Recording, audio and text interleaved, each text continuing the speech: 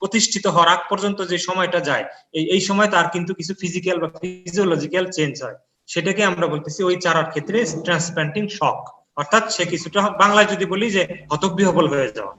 পরবর্তীতে যদিও সেটা আবার কাটিয়ে ওঠে, ঠিক সে যখন তার শিকড়টা আবার মানে মাটির সাথে মিশে যাবে, নতুন নতুন শিকড় তৈরি হবে, পরে নতুন জায়গাতে সে সুন্দরভাবে, বরং পরবর্তীতে সে তার গ্রোথটা কিন্তু আরো বেশি হয়। ধরো স্বামী নিজের বাপের বাড়িতে যতটা না সে মারদাঙ্গাম ভূমিকায় থাকে, অনেক সময় মেয়েরা শ্বশুর বাড়িতে গেলে কিন্তু অনেক বেশি মারমুখী হয়ে ওঠে, অনেকটা ওইরকম হয় আর কি। ওইটাই ট্রান্সপ্ল্যান্টিং শক, কাটাই ওঠার পরে। আর ট্রান্সপ্ল্যান্টিং শক হচ্ছে সব চারার ক্ষেত্রে সমান না। অনেক সময় ট্রান্সপ্ল্যান্টিং শকের কারণে কিন্তু মারাও যায়, তবে সেটা খুব কম। তবে বেশিরভাগ ক্ষেত্রেই বেঁচে যায়, মানে ভালো হয়, গাছের জন্য এটা ভালো। আর এটা অনেকটা নির্ভর করে, তোমরা এটা সেকেন্ড ইয়ারে বা লেভেল 1 সেমিস্টার 2 তে উঠলে আরো জানতে পারবা, যে যারা বীজের যদি সতেজতা, ভায়াবিলিটি বেশি থাকে, তাদের ট্রান্সপ্ল্যান্টিং শক একটা ক্ষতি করতে পারে না। আশা করি আপনি তোমার উত্তরটা পেয়ে গেছো। জি স্যার, থ্যাঙ্কস। ওকে, তাহলে আমরা আজকে শুরু করি, পরে যদি কারো প্রশ্ন থাকে তোমরা আবার, হ্যাঁ, আমি আপাতত তোমাদের মিউট করে দিই।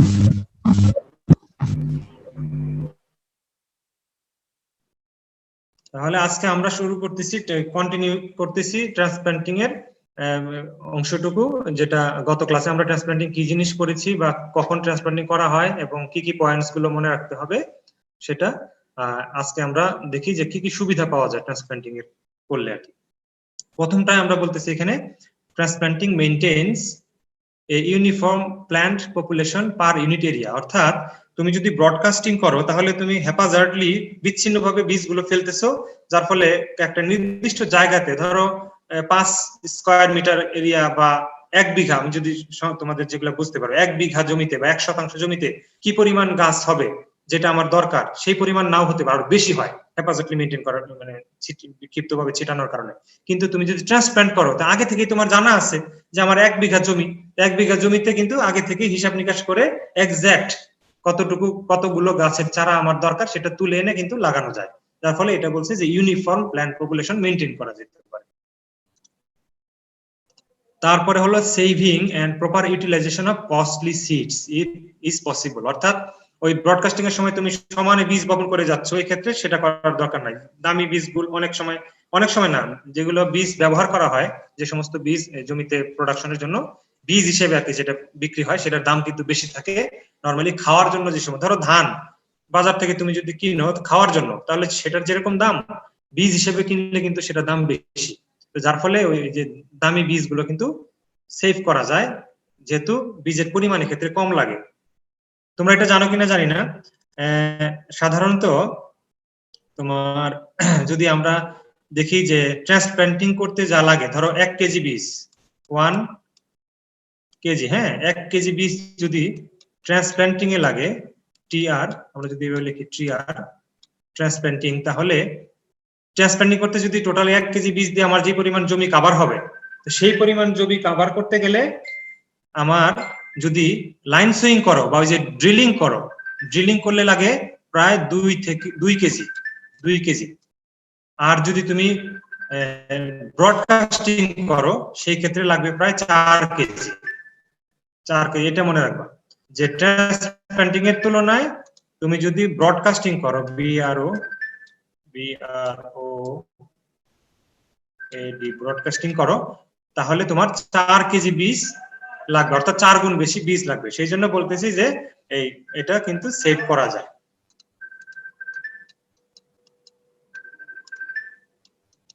আমি এটা মুছে দিচ্ছি।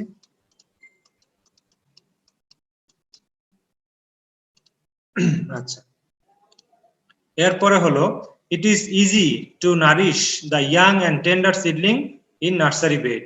অর্থাৎ ট্রান্সপ্ল্যান্টিং এর আগে তো নার্সারি বেডে রাখতে হয় একটা নির্দিষ্ট জায়গায়, বীজতলা যেটাকে বলি, সেখানে কিন্তু খুব সুন্দরভাবে যে কচি কচি গাছগুলো থাকে সেটার সুন্দরভাবে এটাকে যত্নআত্তি করা যায়, মেইন ফিল্ডে যেটা অনেক সময় করা যায় না যদি ব্রডকাস্টিং করো। তারপরে হলো, it stimulates the seedling to produce more roots. অর্থাৎ যে তুমি যখন চারাটা উঠিয়ে ফেললা একটা বীজতলা থেকে, তখন যে ট্রান্সপ্লান্টিং শক আমরা যেটা বলি, অর্থাৎ ওইটা কিন্তু স্টিমুলেশনের হিসেবেও কাজ করে। নতুন জায়গায় যখন আবার ট্রান্সপ্লান্ট করবা, লাগাবা চারাটা, সেখানে কিন্তু শিকড়ের পরিমাণ বেড়ে যাবে। কারণ সে দেখতে আসলে তার মধ্যে একটা ফিজিওলজিক্যাল চেঞ্জ আসে, যে সে যখন দেখলো যে তাকে এক জায়গা থেকে উঠিয়ে ফেলা হয়েছে, তখন ন্যাচারালি সে তার নিজেকে টিকিয়ে রাখার জন্য সে কিছু সার্ভাইভাল মেকানিজম তৈরি করে ভিতরে ভিতরে গাছ। তখন নতুন জায়গায় যখন চারা রোপণ করা হয়, তখন শিকড়ের পরিমাণ কিন্তু অনেক বেড়ে যায়। এই জন্য বলছি স্টিমুলেটিং হিসেবে কাজ করে। ট্রান্সপ্লান্ট করলে শিকড়টা অনেক বেশি ভালো হয়, বৃদ্ধি পায়।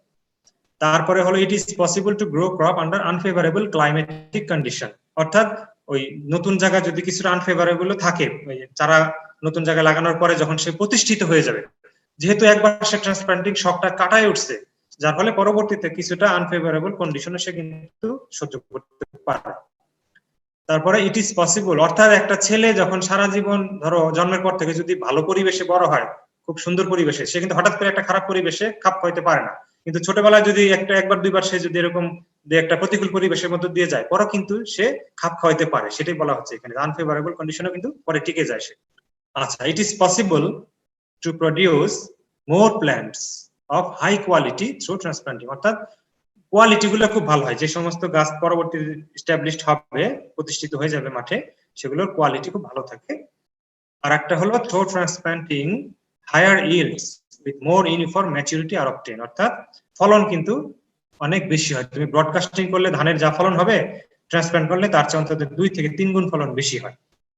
এটা হলো আমাদের তাহলে অ্যাডভান্টেজেস অফ ট্রান্সপ্লান্টিং। এরপরে আমরা যদি বলি ডিসঅ্যাডভান্টেজ কি কি, সেটা অসুবিধাও আছে। যেমন total life duration of field crop increases by some 7 to 10 days due to transplanting shock। ওই যেটা বললাম, যেহেতু গাছের চারাটা উঠিয়ে ফেলা হলো এক জায়গা থেকে, মাঠে যাওয়ার পরে 7 থেকে 10 দিন সময় লাগে তার ওই শকটা কাটাতে, পরে সে আবার সুন্দর করে গ্রোথ হয়। যার ফলে এই যে 7 থেকে 10 দিন বেশি সময় তাকে মাঠে থাকতে হয়।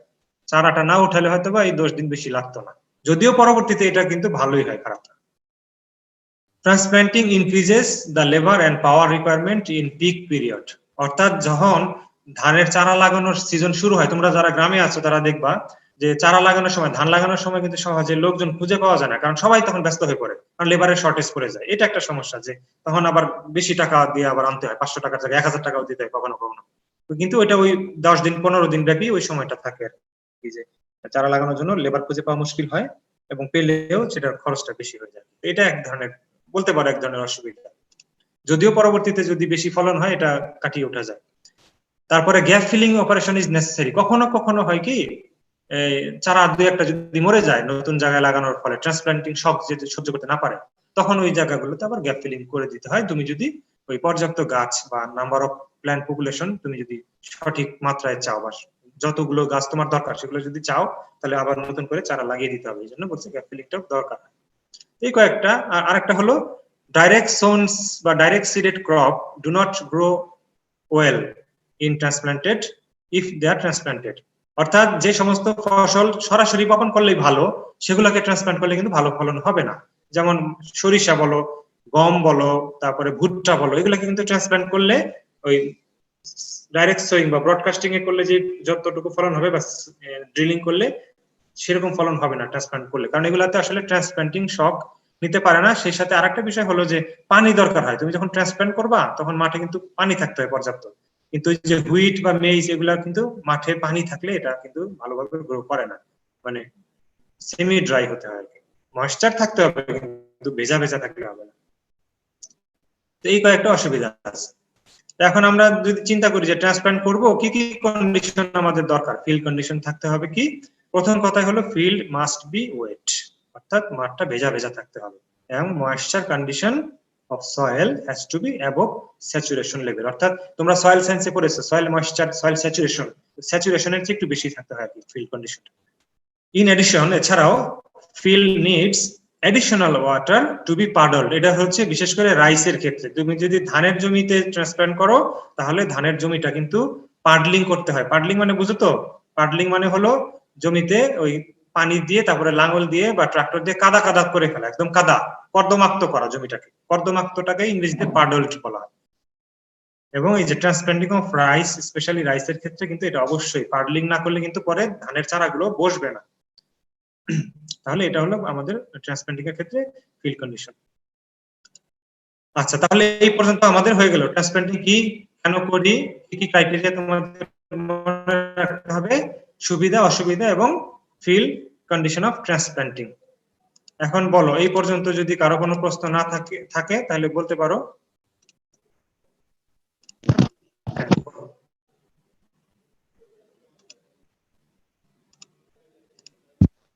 হ্যালো, স্যার একটা কোশ্চেন ছিল। হ্যাঁ বলো, এই পর্যন্ত থাকলে বলো, পরে আমরা নেক্সট স্লাইডে যাব। কুইক স্যার পার্টটা আবার একটু বলেন, শুনতে পারিনি।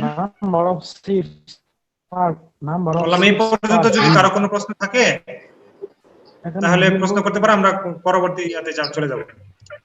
স্যার একটা কোশ্চেন ছিল, টু বি পাডলড, এই কথাটা পাডল মানে হলো পাডলিংটা তোমাকে আবার বলেছি একটু তো, পাডলিংটা হলো তোমার জমিতে পানি দিয়ে, বিশেষ করে ধানের জমি, এটা মনে রাখবা, specially in rice, when you transplant rice seedlings into the field, then though that field should be plowed with any plowing implements like country plow or like tractor or power tiller.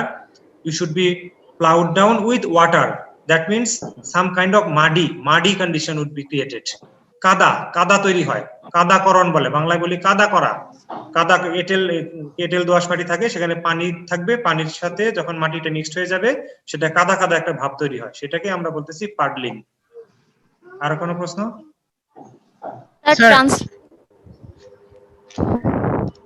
তাড়াতাড়ি। Sir transplanting বলতে কি বোঝানো হয়েছে? করা যায় না transplanting কি sir, মেশিনে করা যায় না? হ্যাঁ, মেশিনে করা যায়, কিন্তু সেটার সমস্যা হলো কি, আমাদের দেশের জমিগুলো বেশিরভাগ ক্ষেত্রে কিন্তু একেবারে সমান থাকে না।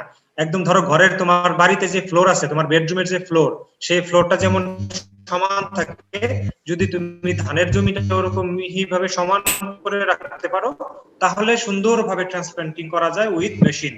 কিন্তু যদি একটু উঁচু নিচু থাকে, সামান্য এদিক সেদিক হয়, তাহলে কিন্তু ট্রান্সপ্লান্টিং যে রাইস ট্রান্সপ্লান্টার বলে, এটা দিয়ে কিন্তু অনেক কঠিন হয়ে যায়, কারণ ইউনিফর্মলি তখন ট্রান্সপ্লান্ট করতে পারে না সে, মেশিন তো তখন করতে পারে না। কিন্তু করা যায় উন্নত বিশ্বে, আমি জাপানে ছিলাম, ওখানে দেখেছি ওরা হাতে লাগায় না, ওরা ট্রান্সপ্লান্টিং চারা রোপণ করে কিন্তু মেশিন দিয়ে, কারণ ওদের জমিগুলো ভাবে সুন্দরভাবে তৈরি করা, একদম লেভেলিং সমান থাকে। Sir gap filling operation is necessary, এটা বলতে কি বোঝানো হয়েছে? Gap filling operation is necessary. Gap filling operation বলতে যেটা তোমাকে বললাম, যে ট্রান্সপ্লান্টিং করার পর অনেক সময় মারা যেতে পারে ট্রান্সপ্লান্টিং শকের কারণে, যেহেতু মারা গেল, ওই জায়গাটা তো ফাঁকা রইলো, তখন আবার আরেকটা চারা লাগিয়ে দিতে হয়। ও আচ্ছা আচ্ছা, প্র্যাকটিক্যালে পড়েছো মনে হয়, গ্যাপ ফিলিং পড়োনি প্র্যাকটিক্যালে? ভুলে গেছি স্যার। স্বাভাবিক।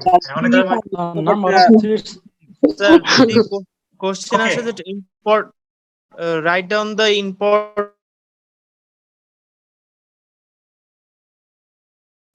ট্রান্সপ্লান্ট।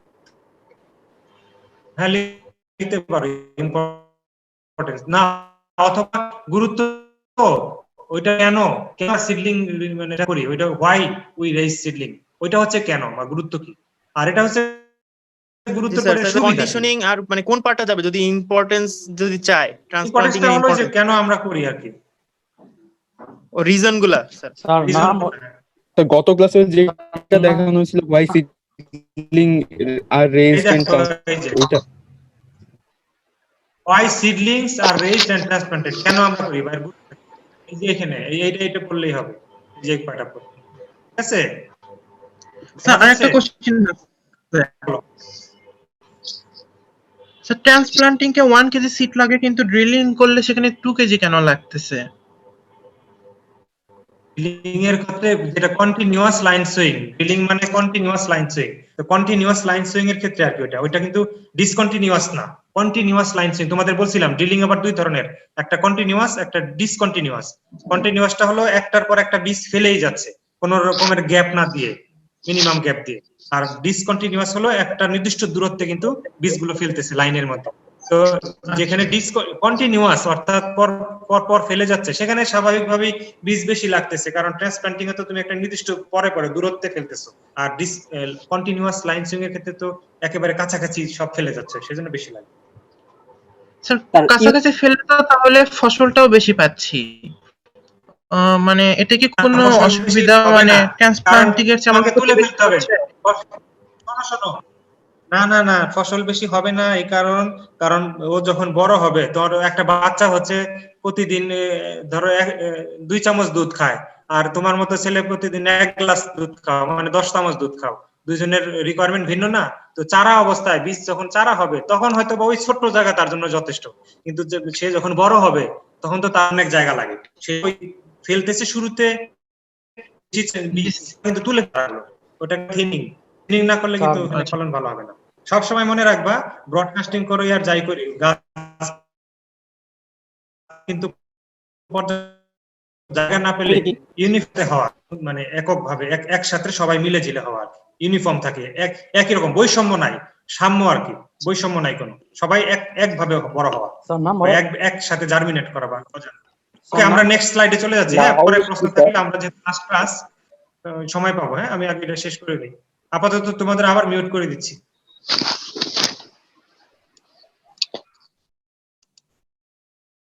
আচ্ছা, এবারে আসো 3টা সাব টপিক, সেটা হলো 3টা বিষয় আর কি তোমাদের জানতে হবে। সেই 3টা বিষয় হলো, তুমি যখন সোয়িং করবা বা সিডটাকে জমিতে ফেলবা, তখন সেই বীজের গভীরতা কতটুকু গভীরে ফেলতে হয়, সোয়িং ডেপথ বা সিডিং ডেপথ বলি। Another point is planting density, অর্থাৎ কি পরিমাণে, অর্থাৎ ঘনত্বটা কেমন হবে, একটা নির্দিষ্ট জায়গাতে কি পরিমাণ গাছ মানে রাখতে হবে বা তোমার বীজ ফেলতে হবে বা চারা লাগাতে হবে। আর একটা হলো বীজের যে তুমি বীজ বপন করবা, বীজ বপনের শর্তগুলো কি কি, কন্ডিশন, কোন কোন কন্ডিশন ফলো করতে হবে আর কি, মাটির বা পরিবেশের কোন কন্ডিশনগুলো, সেটাই আমরা একটু এক নজরে দেখি আসলে। প্রথমে আসি আমরা সোয়িং বা সিডিং ডেপথ।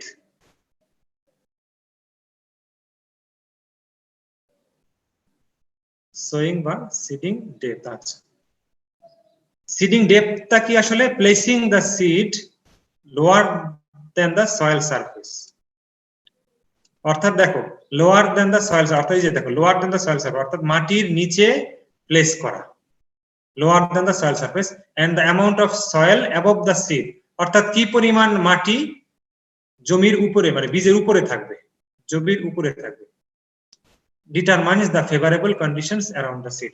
অর্থাৎ তুমি একটা বীজ মাটিতে রাখলা, এখন বীজটা কতটুকু গভীরে গেল অথবা বীজের উপরে কতখানি মাটি আছে, কথা একই, সেটার কিন্তু নির্ভর করবে, তো এটার উপরে নির্ভর করবে যে পরবর্তীতে এই বীজটা ভালো পরিবেশ পেল কিনা গজানোর জন্য, এটা ডিটারমাইন করবে কিন্তু।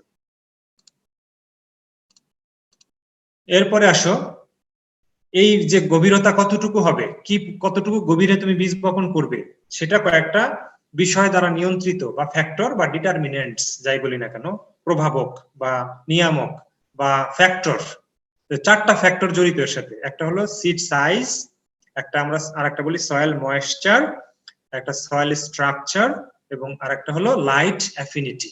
4টা বিষয় মনে রাখবে তোমরা, যে এই 4টা বিষয়ের উপর ভিত্তি করে বীজের গভীরতা ঠিকঠাক করা হয়। তো প্রথমটা যদি বলি সিডের সাইজ, এক্ষেত্রে কি লেখা আছে দেখো, seeding depth will vary primarily according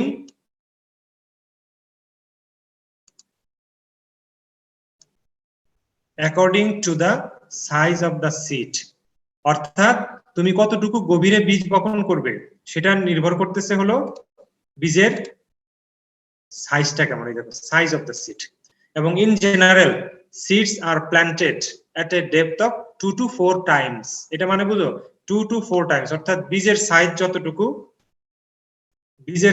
যতটুকু ঠিক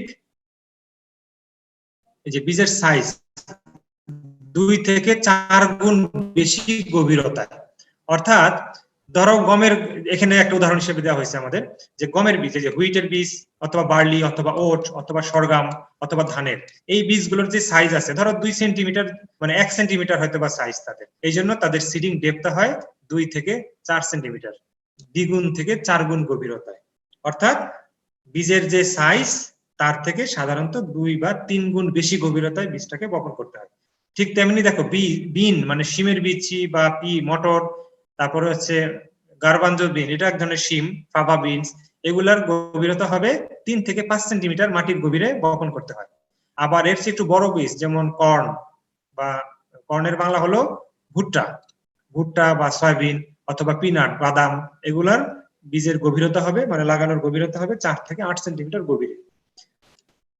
এটা কি জাস্ট একটা ছবিতে বোঝানো হয়েছে, যে এটা যদি সয়েল সারফেস হয়, এই যে এটা মাটির এই যে এটা সয়েল সারফেস, এই সয়েল সারফেসের কতটুকু গভীরে, এই যে দেখো রাইস, উইট, সরগম, বার্লি এগুলো 2 থেকে 4 সেন্টিমিটার জাস্ট ছবিতে দেখানো হয়েছে আর কি তোমাদের। 3 থেকে 5 সেন্টিমিটার হলো বিন এবং পি, এবং মেইজ, সয়াবিন, পিনাটের ক্ষেত্রে 4 থেকে 8 সেন্টিমিটার গভীরে কিন্তু বীজগুলো লাগাতে হবে। তাহলে সিডের সাইজ একটা ফ্যাক্টর, বীজ যত বড় তার 2 থেকে 4 গুণ গভীরতায় বীজটা বপন করতে হবে।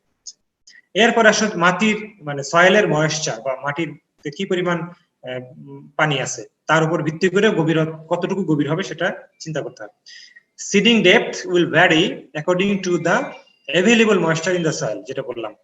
In wet or heavy soil, seeds are planted just below the soil surface.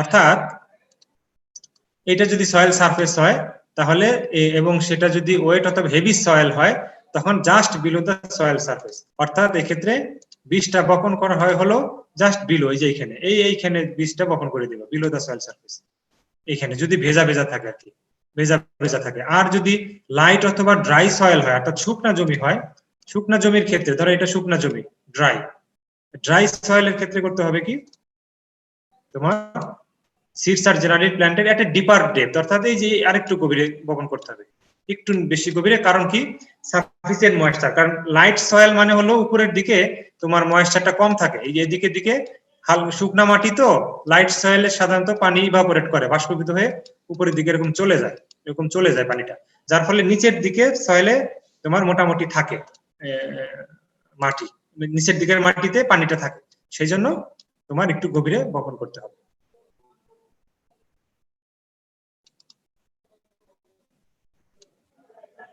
আচ্ছা, এরপরে আসো সয়েল স্ট্রাকচার। তোমরা নিশ্চয়ই তোমাদের যেহেতু সয়েল সায়েন্স ছিল আগের ক্লাসটাতে, সয়েল স্ট্রাকচার সম্পর্কে তোমাদের ধারণা আছে। সয়েল পার্টিকেল তোমরা জানো তো, যে সয়েল পার্টিকেল হলো স্যান্ড সিল্ড ক্লে, সেটাকে আমরা সয়েল পার্টিকেল বলি, সেটা ভিন্ন ভিন্ন সাইজের হয়, ছোট বড় হয়। আর সয়েল স্ট্রাকচারটা হলো ওই স্যান্ড সিল্ড ক্লে কিভাবে সাজানো আছে জমিতে, মাটিতে কিভাবে তারা কোন অনুপাতে সাজানো থাকে সেটাকে আমরা স্ট্রাকচার বলি। যেমন গোল গোল হতে পারে, গ্র্যানুলার বলি, অথবা এব্রো থেব্রো হতে পারে, ক্রাম্বল বলি, ক্রাম্বল স্ট্রাকচার, গ্র্যানুলার স্ট্রাকচার, প্লেটের মতো হতে পারে, যেগুলো এঁটেল মাটি বা পাথুরে মাটি সেখানে কিন্তু প্লেটের মতো স্ট্রাকচার থাকে, এইগুলাকে আমরা বলি সয়েলের স্ট্রাকচার। এখন এই সয়েলের স্ট্রাকচারটা কেমন তার উপরেও কিন্তু গভীরতা নির্ভর করে, বীজ কতটুকু গভীরে বপন করবে। যেমন কি বলছি এখানে, যে when sown many seeds fall initially into the smaller intercrumb pores where they germinate, অর্থাৎ তোমার যদি গ্র্যানুলার স্ট্রাকচার হয় মাটিটা, তাহলে দুইটা মাটির দানার বা ঢেলা আমরা বলি, বা মাটির দলা, এই দলার মাঝখানে কিন্তু বীজগুলো থেকে যায়। তো এখন এই মাঝখানে যদি তোমার পর্যাপ্ত পরিমাণে সে বীজ পায়, ময়েশ্চার পায়, তখন সে কিন্তু গজাবে। হ্যাঁ, এছাড়া কিন্তু অনেক সময় গজাতে পারে না। এই যে বলছে যে those which fall into macropores or void space do not germinate until they come in close contact with microporous matrix, অর্থাৎ তোমরা ম্যাক্রোপোর নিশ্চয়ই জানো। মাইক্রোপোর হলো যে সয়েলের মাইক্রোপোর তাকেই বলে যেখানে পানি থাকে, আর ম্যাক্রোপোরটাতে যেখানে বাতাস থাকে, তাই না নাকি?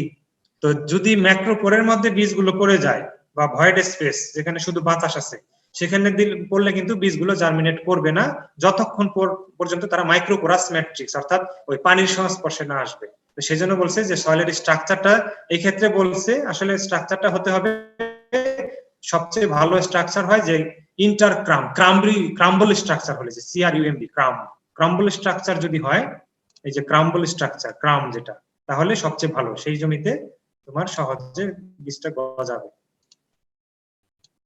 আচ্ছা, এরপরে আসো লাইট অ্যাফিনিটি। কিছু বীজ আছে যেগুলাকে আমরা মানে লাইট সেন্সিটিভ বীজ বলে থাকি বা প্ল্যান্ট। এই সমস্ত বীজের মধ্যে থাকে ফাইটোক্রোম সিস্টেম থাকে।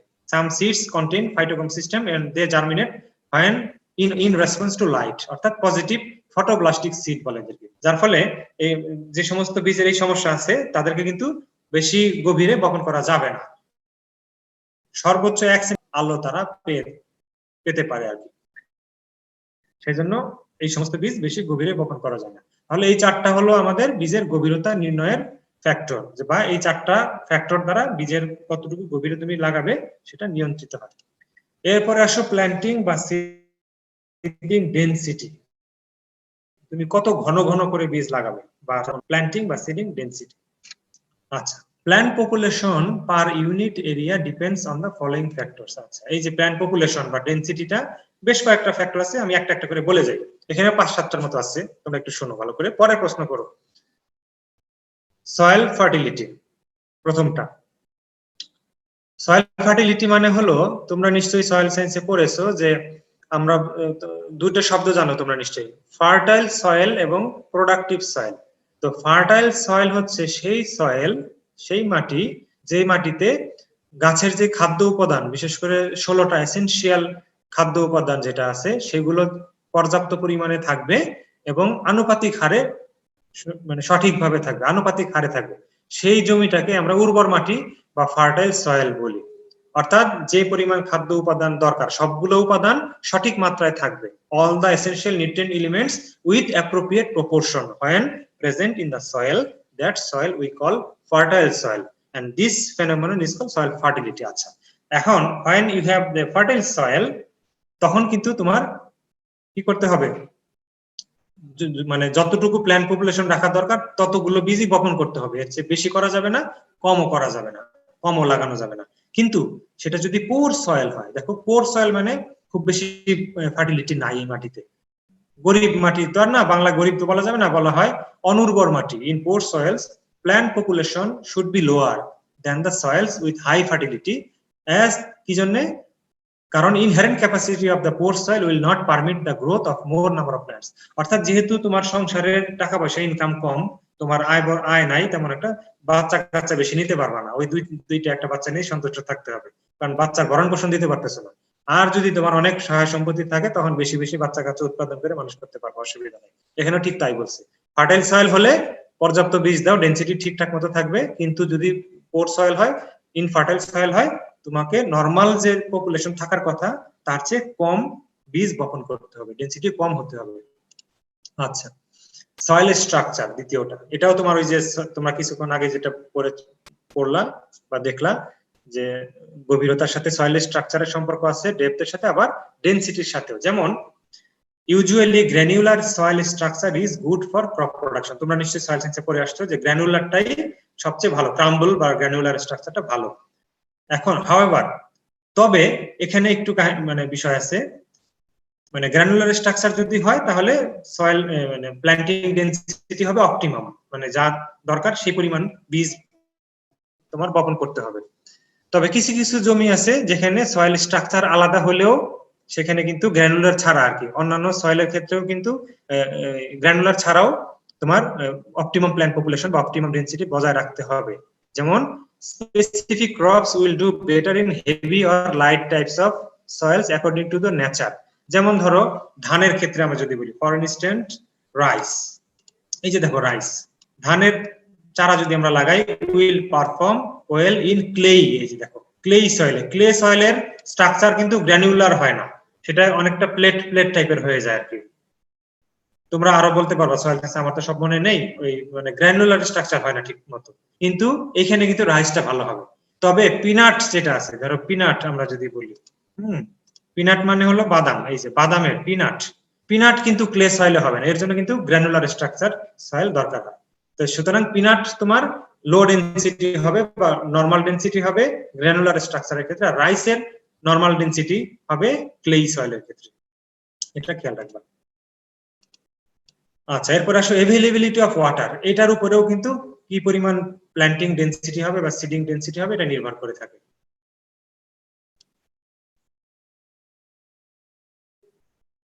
যেমন in area where water is a limiting factor, planting should be done at a lower density. অর্থাৎ তোমার ধরো ওই যে খরা প্রবণ এলাকা যেখানে আছে, উত্তরবঙ্গের কিছু কিছু জায়গা আছে যেখানে বৃষ্টি কম হয়, যেখানে পানির অভাব আছে, সেই সমস্ত জায়গাতে কিন্তু হাই ডেনসিটি অর্থাৎ বেশি ঘন করে লাগানো যাবে না, সেখানে নরমাল যেটা লাগানোর কথা তার চেয়েও কম ঘনত্বে লাগাতে হবে, কারণ পর্যাপ্ত পানি নাই, কারণ যত গাছ থাকবে তার জন্য তো সেই পরিমাণ পানি দরকার হবে, সেটা না থাকলে কিন্তু লাগানো যাবে না।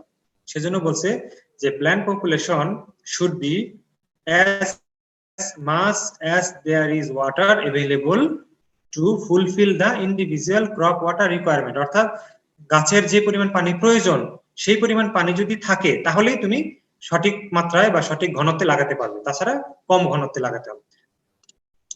এরপর আসো টিলারিং ক্যাপাসিটি।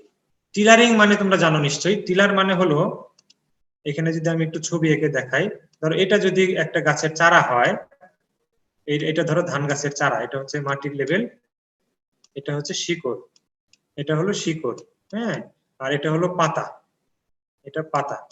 আচ্ছা, তো এটা চারা লাগানোর পরে ধানের চারা তোমরা নিশ্চয়ই দেখেছো বা লাগিয়েছো, কিছুদিন পরে দেখবা এইখান থেকে আরেকটা কুশির মতো হচ্ছে, এখান থেকে আরেকটা কুশির মতো হয়, কুশি, এখান থেকে আরেকটা কুশি হচ্ছে, এরকম স্টেম বলি আর কি, ব্রাঞ্চ। এই যে এইগুলাকেই বলা হয় টিলার, TILLER,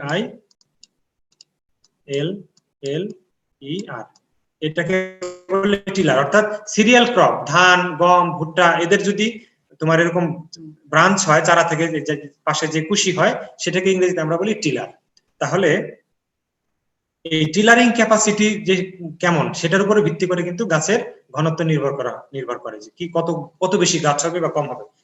যেমন স্মল গ্রেইনস বা সিরিয়ালস আর প্ল্যান্টেড এট লোয়ার ডেনসিটিস, মানে ছোট দানা যেগুলো আছে আমরা সাধারণত ধানের ক্ষেত্রে, হ্যাঁ, অথবা গমের ক্ষেত্রে, এই সমস্ত কি করি আমরা কম ঘনে লাগাই, কম ঘনত্ব দিয়ে, অর্থাৎ মানে কি বলে খুব বেশি গাছের চারা বা বেশি বীজ আমরা বপন করি না। কারণ কি, পরবর্তীতে এরা এরকম টিলার তৈরি করে, প্রচুর টিলার তৈরি করে, আশেপাশে অনেকখানি জায়গা দখল করে, সে এরকম অনেকখানি জায়গা দখল করবে, দখল করার কারণে তার জায়গা কিন্তু বেশি দরকার হয়। সেই জন্য শুরু থেকে আমরা তুলনামূলক কম বীজ বপন করলেই এনাফ। এই জন্য বলছে যে টিলারিং ক্যাপাসিটি যাদের ভালো তাদের এত বেশি মানে ডেনসিটির দরকার হয় না, কারণ এই টিলারের মাধ্যমে তারা ক্যাপাসিটি রিজেনারেট করে, সুন্দর করে অনেকখানি জায়গা দখল করতে পারে, কভার করতে পারে। আচ্ছা, এরপরে আসো টাইম অফ প্ল্যান্টিং, কোন সময়ে তুমি লাগাচ্ছ। প্রত্যেকটারই কিন্তু একটা নির্দিষ্ট সময় থাকে, প্রত্যেকটা গাছ লাগানোর, প্রত্যেকটা ফসল লাগানোর বা বপন করার বা চারা লাগানোর একটা নির্দিষ্ট সময় থাকে। সেই সময়ের আগে বা পরে যখনই লাগাও তখনই কিন্তু ফলনের তারতম্য হবে। তো সেই জন্য বলছি যে তুমি যদি অপটিমাম প্ল্যান্টিং টাইম যদি মেনটেন করো, optimum planting time always requires a minimum plant population as compare to late planting, অর্থাৎ তুমি যদি সঠিক সময়ে লাগাও তাহলে প্ল্যান্ট পপুলেশন অপটিমাম বা মিনিমাম লাগালেই চলবে, বেশি লাগানোর দরকার নাই। হ্যাঁ, তবে তুমি যদি দেরিতে লাগাও, লেট প্ল্যান, অর্থাৎ আগস্ট মাসে যেই ধানটা লাগানোর কথা আগস্ট মাসে না লাগিয়ে সেটা তুমি যদি সেপ্টেম্বর মাস বা তার শেষে লাগাও, তখন কি হয়, সে তো সময় বেশি দিন পায় না। ধরো নভেম্বর ডিসেম্বর মাসে কেটে ফেলবা, তার মানে সে মাঠে খুব বেশি দিন থাকার সুযোগ পায় না, তার ফলে তার গ্রোথ কম হয়। আলটিমেটলি কম হওয়ার কারণে তার জায়গা অনেক খালি করে থাকবে। তুমি যদি কম ঘনত্বের লাগাও ফাঁকা ফাঁকা জায়গা থেকে যাবে। সেই জন্য করা হয় কি, দেরিতে লাগালে বেশি বেশি করে লাগিয়ে দিতে হয়, যেন আলটিমেটলি তুমি পরিমাণে বেশি পাও আর কি, টোটাল পরিমাণটা বেশি আসার জন্য তখন হাই ডেনসিটি তোমার বা বেশি ঘনত্বে লাগাতে হয়। আচ্ছা, এই হলো আমাদের সয়েলের মানে সিডিং এর ডেনসিটির কথা গেল বা ঘনত্ব। এরপরে আসো ফাইনাল যেটা লাস্ট সাব টপিক আমাদের, যে ফিল্ড কন্ডিশন কেমন হলে ভালো হয়। তুমি যখন বীজ বপন করবে বা চারা রোপণ করবে, তার মাঠ ওভারঅল তোমার কিছু মাঠের অবস্থা, সব ফসলের ক্ষেত্রে হয়তো সবগুলো ফ্যাক্টর একই না, কোনোটার ক্ষেত্রে কোনোটা প্রযোজ্য। তারপরে আমরা দেখে নেই যে কি মাঠের অবস্থা কি থাকলে ভালো হয়। আচ্ছা, 1 নম্বর হলো সয়েল ময়েশ্চার। মাঠের, এটা কিন্তু যে আগের গুলোর সাথে কিছুটা মিল আছে, তোমরা শুধু খেয়াল রাখবা যে কোনটার ক্ষেত্রে কোনটা মিলতেছে। সয়েল ময়েশ্চার, ফিল্ড কন্ডিশন মানে মাটিতে পর্যাপ্ত পানি বা ওয়াটার থাকতে হবে। Generally seeds may be sown when the soil has optimum moisture content for crop germination and establishment. Such soil moisture conditions can be achieved after rainfall অথবা irrigation অথবা drainage or from conserved water. অর্থাৎ এটা কিন্তু এক এক ফসলের জন্য এক এক রকম হবে। যেমন ধরো এটাকে আমরা বলি জো অবস্থা। তুমি যদি মাঠে বীজ বপন করতে চাও, সরাসরি সিড সোয়িং করতে চাও, তখন কিন্তু একেবারে ভেজা থাকলে হবে না, মাটি যে একদম সয়েলে যে স্যাচুরেশন থাকলেও হবে না, কারণ কি বীজটা পচে যাবে। তখন করতে হবে কি, মাটিটা শুধুমাত্র ময়েশ্চার আছে, ওটাকে আমরা বলি জো কন্ডিশন। তোমরা নিশ্চয়ই জো এর নাম শুনেছো, জে ও ই, জো, যে এটা হলো জে ও ই, জো কন্ডিশন বলি। এই জো অবস্থা মানে হলো তুমি যদি এক মুঠ মাটি তোমার হাতে নিয়ে তোমার কোমরের হাইট থেকে, তোমার যে তুমি যখন দাঁড়াবা কোথাও দাঁড়ালে তোমার বেস্ট কি বলে চেস্ট হাইট বা হিপ, যেটা মানে কোমর, চেস্ট বলে না, চেস্ট নাকি, হ্যাঁ ওয়েস্ট, হ্যাঁ ওয়েস্ট, অর্থাৎ কোমরের উচ্চতা থেকে তুমি যদি এক মুঠ মাটি হাত থেকে ফেলে দাও, ফেলে দেওয়ার পরে যদি মাটিটা একদম ঝুরঝুরা হয়ে চারিদিকে ছড়ায় যায়, তাহলে বুঝবো ওই মাটিতে ময়েশ্চার নাই, ওটা জো অবস্থা না। আবার যদি মাটিটা এক জায়গায় পড়ে থাকে, অর্থাৎ বেশি ভেজা হয়, তাহলে কাদার মতো পড়ে থাকবে, সেটা হবে ভেজা মাটি, সেটাও কিন্তু জো কন্ডিশন না। তবে কিছুটা এক জায়গায় থাকবে আর কিছুটা ছড়িয়ে যাবে, সেটা হলো জো কন্ডিশন, অর্থাৎ ঝুরঝুরা হইলেও মাটিতে কিছুটা ময়েশ্চার আছে, ওই অবস্থায় কিন্তু বীজ বপন করতে হয়, সিড সোয়িং করতে হয়, শুকনা যেটা, হ্যাঁ শুকনা মাটিতে তুমি যদি করতে চাও আর কি, তাহলে জো কন্ডিশনে করতে হবে।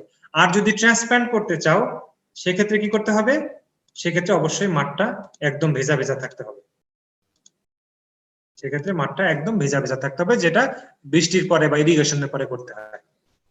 আচ্ছা, এরপরে আসো সয়েল ক্রাস্টিং। তোমরা একটা জিনিস জানো যে বৃষ্টির পরে কিন্তু অনেক সময় মাটি যদি এঁটেল মাটি হয়, সেটা কিন্তু ক্রাস্ট হয়, অর্থাৎ একটা আবরণ তৈরি হয় মাটির একটা, যে তোমরা যখন ঘর অনেক সময় গ্রামে দেখো উঠান লেপলে পরে ওটা সিমেন্টের মতো হয়ে যায়, এখানেও মাঠে কিন্তু অনেক সময় এঁটেল মাটিগুলোতে বিশেষ করে সয়েলের উপরে একটা ক্রাস্ট তৈরি হয়। তো এটার কারণে দেখো কি লেখা আছে, due to surface crusting oxygen content decreases, অর্থাৎ মাটির নিচে কিন্তু অক্সিজেনের বা বাতাসের পরিমাণ কমে যায় এবং carbon dioxide concentration increase, carbon ডাইঅক্সাইডের পরিমাণ বেড়ে যায়, যেটা কি হয়, যেটা আসলে চারার জন্য বা যে কোনো বীজের রেসপিরেশনের জন্য ক্ষতিকর। ক্রাস্টিং চেঞ্জেস কি চেঞ্জ করে দেখো, nature of the conversion of nutritional matter, অর্থাৎ জমিতে যে নিউট্রিয়েন্ট থাকে সেটা কিন্তু সয়েল ক্রাস্ট হলে সে ঠিকমতো ওই নিউট্রিশনটা মাঠে আসে না, মাটিতে মানে প্ল্যান্টের জন্য অ্যাভেলেবল হয় না। তারপরে তোমার পানির এক জায়গা থেকে এক জায়গায় পানি চলাচল করতে পারে না। তারপরে রেস্ট্রিক্ট দ্য সাবসিকুয়েন্ট রুট এবং শুট ইলংগেশন, অর্থাৎ চারা যে শিকড় আছে শিকড়টা ঠিকমতো বাড়তে পারে না, এবং আলটিমেটলি কি হয়, মাঠে চারাটা মানে ইমার্জেন্স, অর্থাৎ সে মানে কম পরিমাণে চারা পাওয়া যায় ভবিষ্যতে। এই জন্য খেয়াল করতে হবে যে সয়েলের ক্রাস্ট যেন না থাকে, তুমি যখন বীজ বপন করবে অবশ্যই সয়েলের ক্রাস্টটা বা এই যে চলটা, যেটা আমরা বাংলায় বলি চটাটা, এটা ভেঙে দিতে হবে, ঝুরঝুরে করে দিতে হবে। কি বলছে, keeping the soil surface continuously moist even by very fine spray irrigation until the seedlings emerge reduces the deleterious effect of crusting. এখন তুমি ধরো বীজ বপন করার পরে কোনো কারণে যদি ক্রাস্ট হয়, তখন কি করবা, তখন ওই যে অল্প অল্প করে হালকা হালকা করে পানি দিয়ে রাখতে হবে, মানে একটু একটু করে পানি, যেন এমন সামান্য সামান্য ভেজা থাকে, যেন ওটা একেবারে শুকিয়ে না যায়, যেন পরবর্তীতে চারাটা বের হয়ে আসতে পারে। তার ফলে মানে যার ফলে আমরা কি বুঝলাম যে সয়েল ক্রাস্টিং একটা ইম্পর্টেন্ট ফ্যাক্টর তোমার সিড সোয়িং এর ক্ষেত্রে। এরপর আসো সয়েল এয়ার, মাটিতে পানি আছে, বাতাস আছে কিনা বা অক্সিজেন আছে কিনা।